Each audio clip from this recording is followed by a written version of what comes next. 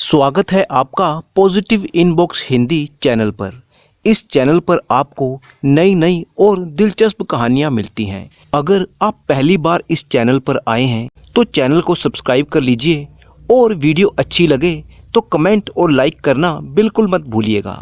बहुत ही पुराने समय की बात है। एक गांव में एक सौदागर रहता था। उसका एक बेटा था जिसका नाम था सुजान।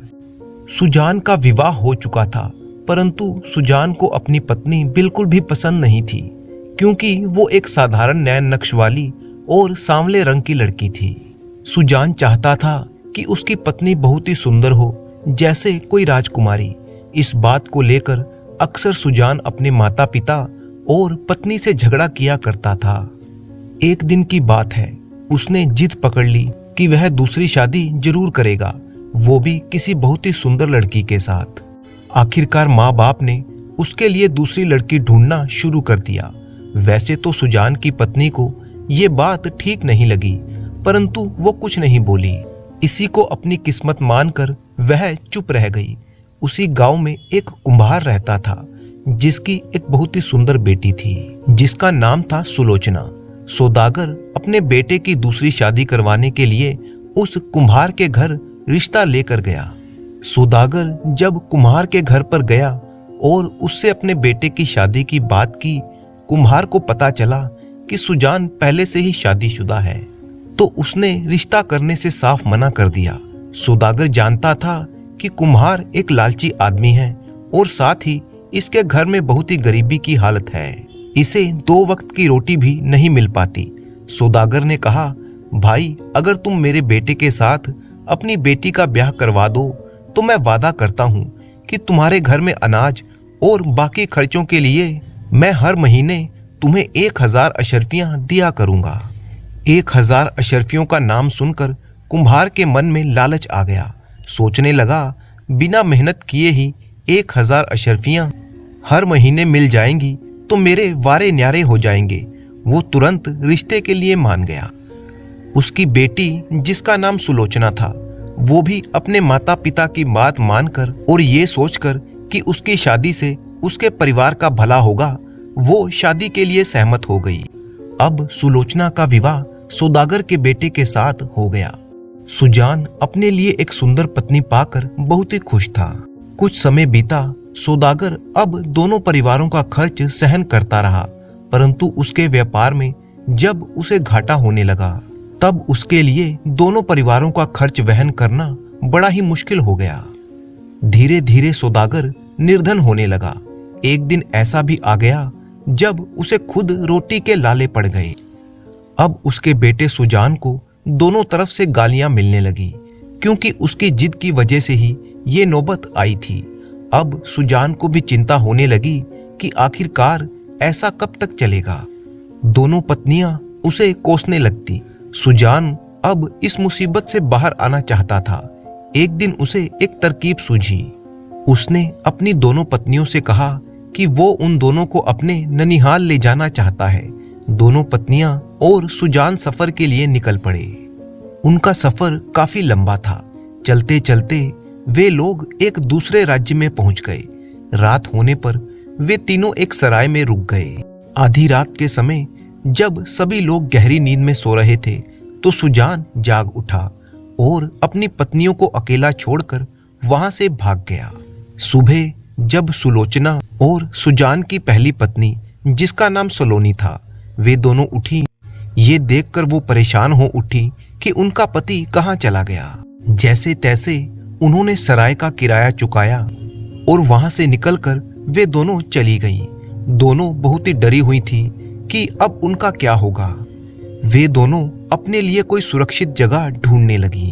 भटकते भटकते वे एक बाग में पहुंची। तब सलोनी ने कहा, बहन, हमारा पति हम दोनों को जानबूझकर इस जगह पर छोड़कर भाग गया है। इस अनजान शहर में हमारा कोई सहारा भी नहीं है। अब क्या होगा बहन? बहन, तुम ठीक कहती हो। ये सब हमारे पति ने जानबूझकर ही किया है, परंतु अब जो भी हो, हम अपने आप को खुद ही संभालेंगी, वरना इस अनजान नगर में हम सुरक्षित नहीं रह पाएंगी। अच्छा, जो भी हुआ, अब तुम फिक्र मत करो। हमारे पति ने हमें छोड़ दिया तो क्या हुआ, अब हम कभी भी उसके पास वापस नहीं जाएंगी। ठीक है बहन, परंतु फिलहाल हम कैसे गुजारा करेंगी। फिर कुछ सोचकर वे दोनों नगर से बाहर एक झोपड़ी बनाकर रहने लगी। तब सुलोचना ने कहा, बहन, अगर इस नगर में किसी को ये बात पता चल गई कि हम दोनों अकेली औरतें यहाँ पर रहती हैं, तो ये हमारे लिए खतरनाक हो सकता है। इसीलिए मैंने ये सोचा है कि मैं एक पुरुष का वेश धारण करके नगर में काम की खोज से जाया करूंगी और तुम मेरी पत्नी के रूप में यहाँ पर रहोगी, जिससे कि लोगों को लगे कि हम पति पत्नी हैं। तभी हम इस अनजान नगर में सुरक्षित रह पाएंगी। ठीक है बहन, तुम जैसा कहोगी मैं ऐसा ही करूंगी। मुझे तुम पर पूरा भरोसा है। इसके बाद सुलोचना ने एक पुरुष का वेश धारण किया और नगर में काम की तलाश में निकल पड़ी। नगर में पहुंचकर उसे ये बात पता लगी कि उस राज्य का राजा हर रोज अपने दरबार में जनता की समस्याएं सुनता है, फिर उनकी समस्याओं का समाधान करता है। सुलोचना भी पुरुष वेश में राज दरबार में जा पहुंची। वहां पर काफी भीड़ थी। अनजान लोगों के बीच उसकी कुछ भी बोलने की हिम्मत ना हुई। वो डर रही थी कि कहीं उसकी सच्चाई सबको पता ना चल जाए। अगले दिन वह फिर से राज दरबार में गई और बिना कोई बात किए वापस लौट आई। इस तरह से 7 दिन बीत गए। इसी बीच राजा ने गौर किया कि एक आदमी रोज राज दरबार में आता है, परंतु बिना कुछ भी बोले लौट जाता है। उसने अपने मंत्री को आदेश दिया कि मंत्री जी, एक आदमी प्रतिदिन राज दरबार में आ रहा है, परंतु बोलता कुछ नहीं। जरा पता करो कि उसे क्या परेशानी है। अगले दिन सुलोचना जब राज दरबार में पहुंची तो मंत्री ने उसे अपने पास बुलाया। पूछने लगा, अरे भाई, तुम कौन हो जो प्रतिदिन आते हो परंतु अपनी समस्या नहीं बताते। सुलोचना ने अपना नाम बदलकर बताते हुए कहा, मंत्री जी, मेरा नाम सुदर्शन है। मैं मुसीबतों का मारा हूँ और कोई काम की तलाश में हूँ। ठीक है, मैं महाराज से कहकर तुम्हारी कुछ मदद कर सकता हूँ। मंत्री ने ये बात जब राजा को बताई तो राजा ने सुदर्शन को अपने पास बुलाया। कहने लगा, युवक, तुम्हें देखकर लगता है कि तुम बहुत ही मेहनती हो और मेहनती लोगों की मैं बहुत ही कद्र करता हूँ। तुम चाहो तो मैं तुम्हें अपने महल में माली की नौकरी दे सकता हूँ। तुम्हें मेरे शाही बाग की देखभाल करनी होगी। बोलो, मंजूर है? महाराज, अंधा क्या चाहे दो आंखें, इससे बड़ी बात क्या हो सकती है। मैं आज से बल्कि अभी से काम पर लग जाता हूँ। बहुत अच्छे, इसी तरह पूरे जोश और मेहनत के साथ काम करना। उसी समय से सुलोचना महल के बाग में माली की नौकरी करने लगी। घर आकर उसने ये बात सलोनी को बताई तो वे दोनों बड़ी ही प्रसन्न थीं कि उन्हें अब जीवन बिताने का साधन मिल गया है। धीरे धीरे कुछ दिन बीते। सुलोचना बड़ी ही मेहनत से अपना काम करने लगी। वो बाग के पौधों का ख्याल रखती, पेड़ों को पानी देती। राजा सुलोचना के काम से बहुत ही खुश था। उसे कभी भी इस बात का संदेह नहीं हुआ कि वो एक औरत है। एक दिन की बात है, राजा अपने शाही बाग में सैर करने के लिए गया। बाग बहुत ही बड़ा था। घूमते घूमते राजा को थकावट महसूस हुई तो वो एक पेड़ के नीचे आराम करने के लिए बैठ गया। गर्मियों के दिन थे और ठंडी ठंडी हवा चल रही थी। सो राजा को पता ही ना चला कि कब उसकी आंख लग गई। तभी एक घटना घटी। हुआ ये कि एक सांप जो उसी पेड़ की जड़ में रहता था, वो बिल से बाहर निकलकर आया और सोए हुए राजा की ओर बढ़ने लगा। वो सांप राजा को डस लेता उससे पहले सुलोचना, जो माली का काम कर रही थी, वहां पर पहुंची। वो सांप को देखकर चिल्लाई। उसने एक लकड़ी ली और सांप को उठाकर राजा से दूर फेंक दिया। आवाज होने से राजा की नींद टूटी। उसने देखा कि सुलोचना ने एक सांप से उसकी जान बचा ली है। राजा ने पहले तो उसे धन्यवाद दिया और फिर बोला, नौजवान माली, आज तुम्हारे कारण मेरी जान बच गई है। ये तुम्हारा उपकार मैं कभी नहीं भूलूंगा। इसके बदले में तुम जो चाहो मुझसे मांग लो। मैं वचन देता हूँ कि जो भी तुम मांगोगे मैं दूंगा। महाराज, ये तो मेरे जैसे कर्मचारी का कर्तव्य है कि वो अपने राजा की रक्षा करे। मुझे इसके बदले में कुछ नहीं चाहिए। आपने तो पहले ही मुझे अपना सेवक बनाकर मेरे जीवन यापन का साधन दे दिया है। ठीक है, तुम अभी नहीं मांगते तो कोई बात नहीं, परंतु जीवन में कभी भी आवश्यकता पड़े तो मेरे पास आने से हिचकिचाना मत। ठीक है महाराज, जैसी आपकी इच्छा। इस घटना के बाद राजा के मन में सुलोचना के प्रति सम्मान और भी ज्यादा बढ़ गया। उसने सुलोचना को एक बहादुर पुरुष समझते हुए उसे माली के काम से हटाकर महल का पहरेदार बना दिया। उसकी तनख्वाह भी बढ़ा दी गई। अब सुलोचना का काम महल के बाकी पहरेदारों के साथ मिलकर पहरा देना था। उसे ये काम ज्यादा पसंद तो नहीं था, परंतु राजा के आदेश को वो टाल भी नहीं सकती थी। इसीलिए वो महल की पहरेदारी करने का काम करने लगी। घर आकर उसने सलोनी को पूरी बात बताई। अगले दिन से सुलोचना राजा के महल में रात को पहरे पर तैनात कर दी गई।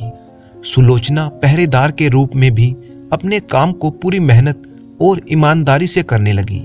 राजा अक्सर सोने से पहले महल का एक चक्कर लगाया करता था। वो देखता था कि सभी पहरेदार अपना काम ठीक से कर रहे हैं या नहीं। उसे ये देखकर बड़ी ही संतुष्टि होती थी कि सुदर्शन यानी सुलोचना अपने काम को पूरी तरह से मुस्तैदी से कर रही थी। एक रात की बात है, जब पूरा राजमहल सो रहा था, परंतु सभी पहरेदार पहरा दे रहे थे। सुलोचना महल की छत पर पहरा दे रही थी कि तभी उसे एक परछाई छत पर दिखाई दी। ये कोई पुरुष था। घना अंधेरा होने के कारण ठीक से दिखाई नहीं दे रहा था कि ये कौन है।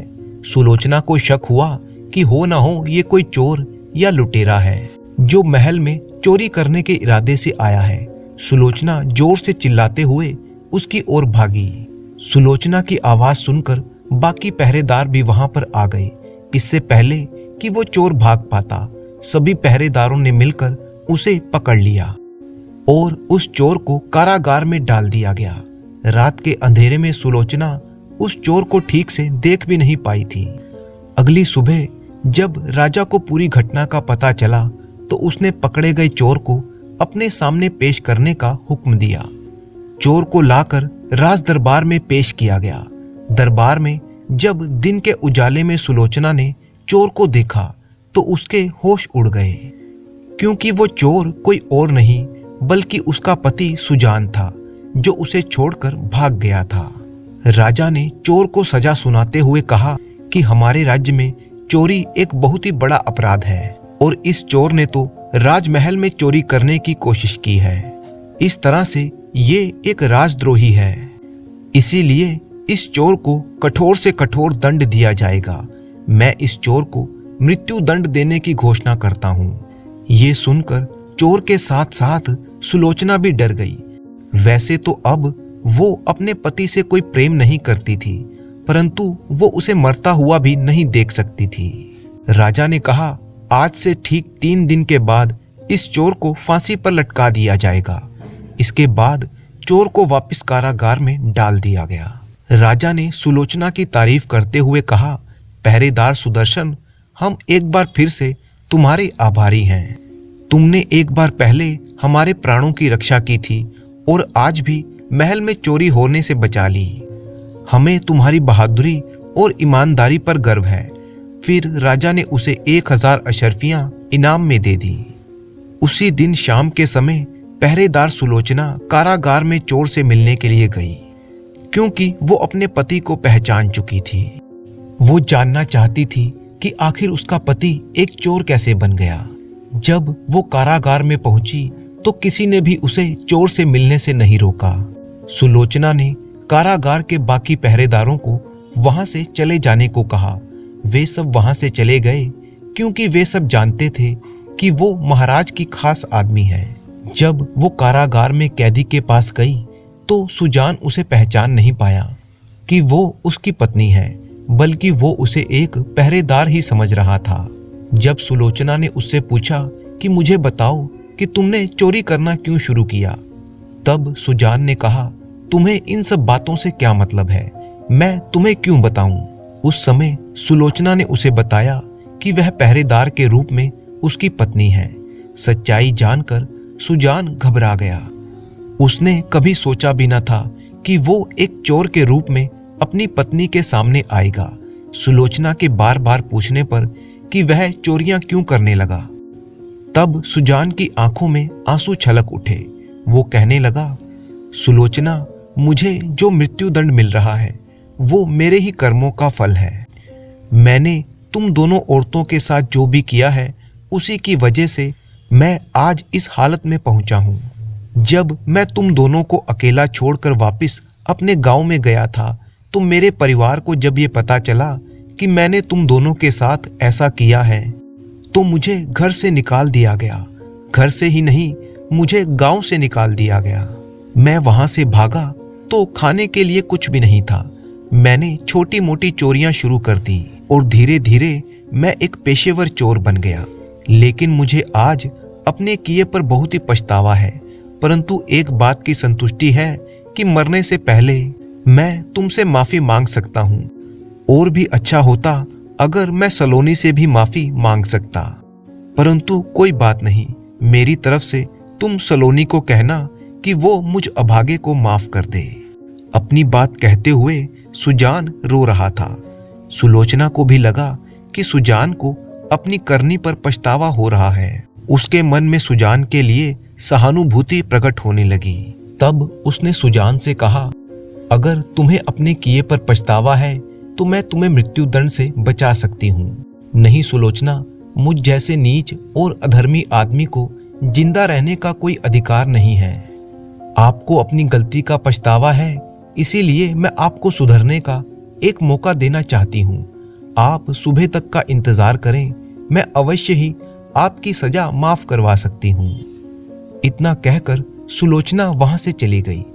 सुबह के समय सुलोचना राजा से मिलने के लिए महल में गई। तब राजा अपने कमरे में अकेले ही थे।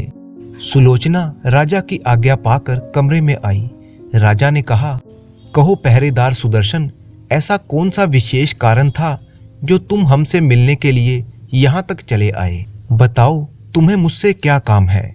महाराज, आपको याद है जब मैंने सांप से आपकी जान बचाई थी तो आपने मुझे वचन दिया था कि जब भी मैं कुछ आपसे मांगूंगा तो आप अवश्य ही मेरी मांग को पूरा करेंगे। हमें अच्छी तरह से याद है सुदर्शन। बताओ तुम्हें क्या चाहिए? मैं अपना वचन अवश्य पूरा करूंगा। तुम्हें जो भी चाहिए मुझे बताओ। हीरे मोती, सोना चांदी या कोई गांव तुम्हें इनाम में दे दूं। नहीं महाराज, मुझे इन सब की जरूरत नहीं है। मुझे सिर्फ आपकी कारागार में जो कैदी है उस चोर की आजादी चाहिए। उसे मृत्यु दंड ना देकर आजाद कर दिया जाए, यही मेरा इनाम है। ये तुम क्या कह रहे हो सुदर्शन? भला उस चोर को रिहा करवा के तुम्हें क्या मिलेगा? क्या वास्ता है उस चोर से तुम्हारा? महाराज, उस चोर से मेरा संबंध क्या है, उससे पहले मुझे आपको अपनी सच्चाई बतानी होगी। सच्चाई ये है कि मैं एक पुरुष नहीं बल्कि एक स्त्री हूँ। ऐसा कहकर सुलोचना ने पुरुष का वेश हटाया और अपने असली रूप में राजा के सामने आ गई। इसके बाद वो कहने लगी, महाराज, मैं भाग्य की सताई हुई एक औरत हूँ जिसके पति ने उसे छोड़ दिया था। फिर उसने अपनी सारी कहानी राजा को बता दी।